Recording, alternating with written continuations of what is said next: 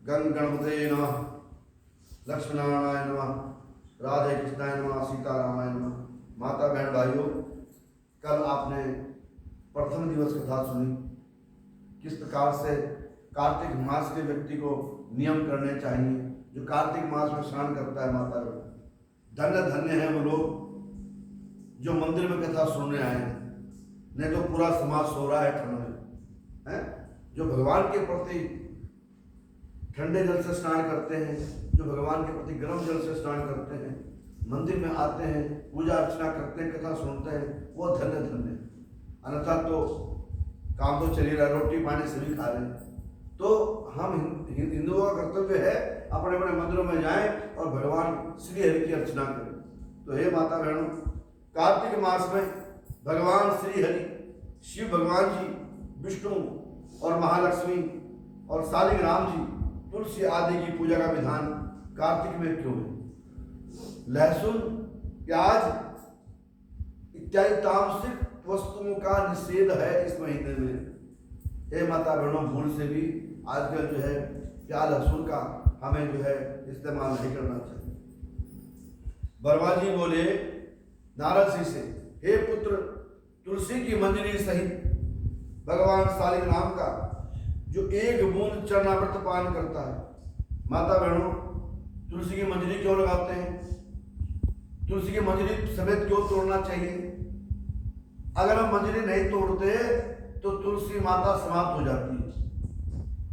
जो बीज समेत आती है ना टहनी, वो टहनी तोड़ तोड़ के हमें रोज शालिग्राम जी में चढ़ानी चाहिए।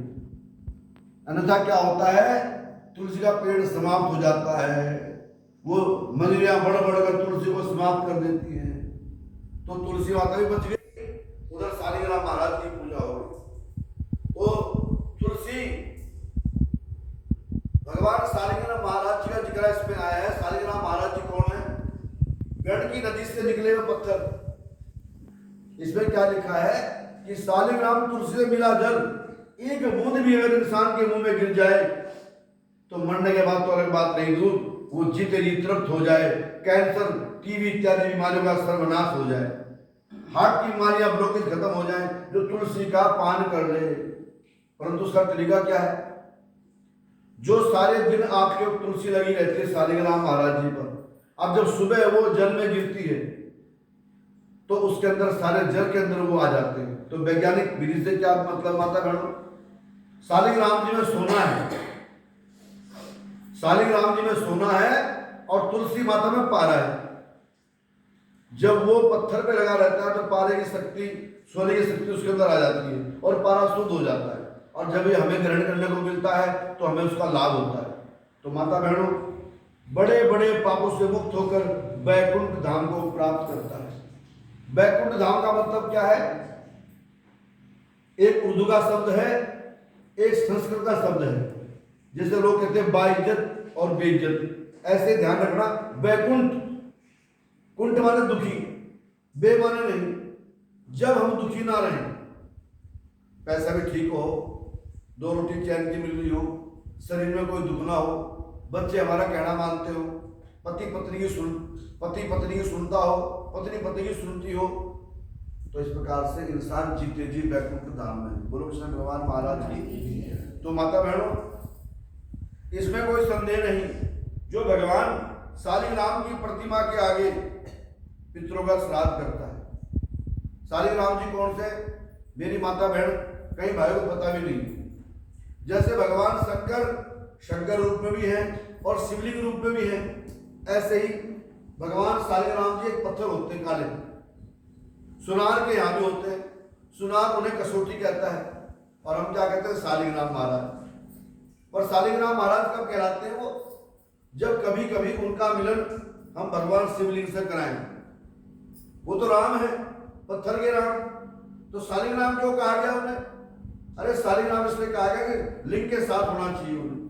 अब भगवान शंकर का दरबार तो वहाँ है, शालिग्राम महाराज जी हैं, तो हम लोग कभी भगवान को उठाकर भगवान लिंग के साथ रख देना चाहिए। शालिग्राम महाराज हैं, तो शालिग्राम महाराज जो पत्थर के हैं, इनके आगे जो अपने पितरों का श्राद्ध करता है, जब कभी अपने घर में तर्पण कराएं अपने पितरों के लिए, तो शालिग्राम महाराज जी के सामने करें।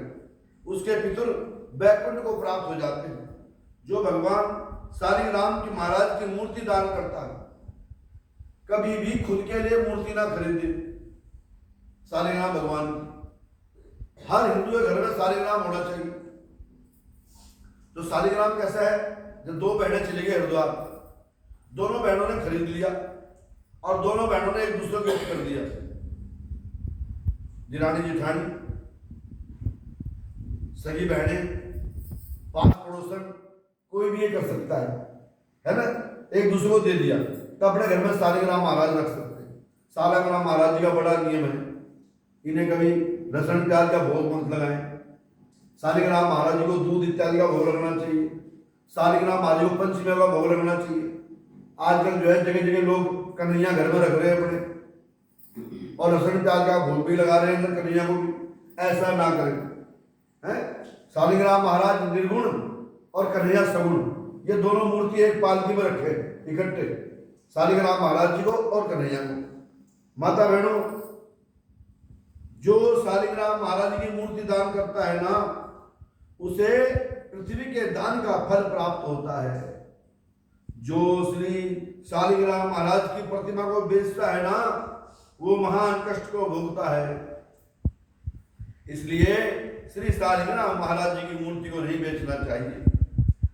श्री विष्णु भगवान का पूजन शंख के जल से करना चाहिए।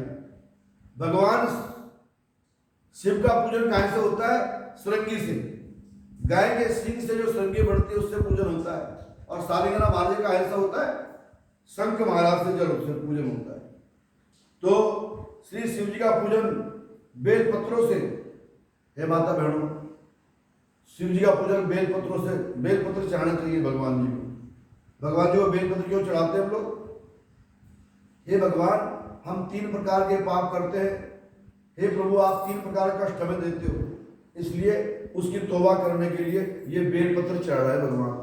हे प्रभु आपकी 3 आंखें हैं, बेलपत्र ठंडा है, आपको बड़ा क्रोध है, आप पर बेलपत्र चढ़ा रहे प्रभु, इसका मतलब ये। तो माता बहनों, भगवान सूर्य को तुलसी से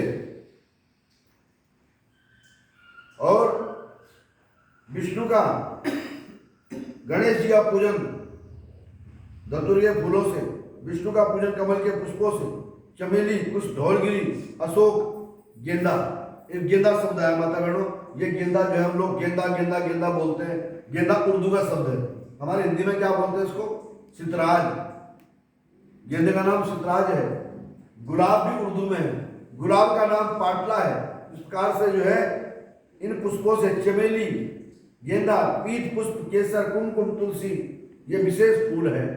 इनसे महालक्ष्मी जी प्रसन्न होती हैं और विष्णु भगवान प्रसन्न होते हैं। महालक्ष्मी का पूजन काहे से करें? मालती से करें, गुलाब से करें, चंपा के पुष्पों से करें। प्राणी परम पद को प्राप्त होता है। जो भगवान को अति प्रिय तुलसी से पूजा करता है। हे माता बहनों, जितने भगवान विष्णु को सारे फूल चढ़ते हैं उनमें तुलसी सर्वोपरि है। उसकी महिमा का वर्णन खुद भगवान शेषनाग भी नहीं कर सकते। जन्म मरण के आधार से मुक्त हो जाता है। हे माता बहनों, जिसकी मृत्यु तुलसी माता धारण की हो जाती है ना, देखो जन्म मृत्यु तो शाश्वत सत्य है। तो जो व्यक्ति गले में तुलसी की माला पहनकर धारण कर लेता है वो सीधा वैकुंठ धाम को जाता है। जो तुलसी की छाया में अपने पितरों का श्राद्ध करता है, जब हम लोग श्राद्ध करते हैं तो वहां पे शालिग्राम महाराज और तुलसी जरूर रखनी चाहिए। उसके पितरों को अक्षय तृप्ति प्राप्त होती है। तुलसी की पूजा कैसे होती है माता बहनों?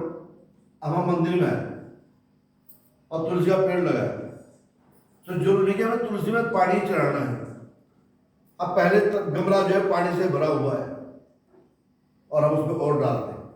क्या करते हैं मुंह से? तुलसी माता, पर तुलसी माता हमारे पानी चढ़ाने से गड़ गई। अगर हमारी माता एक गिलास पानी पी ले अपने घर की माता, तो दूसरा हम क्या जबरदस्ती पिला देते हैं? नहीं पिलाते। पर मंदिरों में हम तुलसी के ऊपर सारा पानी डाल देते हैं और तुलसी माता गड़ जाती है। बोलो सत्यनारायण भगवान महाराज की।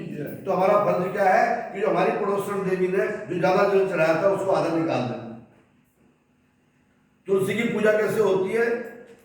तुलसी को गमले में लगाना, तुलसी को सींचना, जल चढ़ाना, और अगर ज्यादा जल है तो तुलसी को केवल स्पर्श करने हैं, छूने से, और तुलसी की निराई गुड़ाई करने से, तुलसी में कोई कबाड़ तो नहीं है, इस चीज को देखने से, ऐसे अपनी माता की तरह ही तुलसी माँ की टहल करनी चाहिए। हम लोग हिंदू कहते देते हैं गौ माता, और गौ माता ने अगर हमारा जरा सब्जी खा ली तो एक डंडा मार दिया पीछे, और जो है धर्म के लोग हमारी मजाक उड़ाते हैं, कैसी गौ माता है तुम्हारी, बाजारों में घूम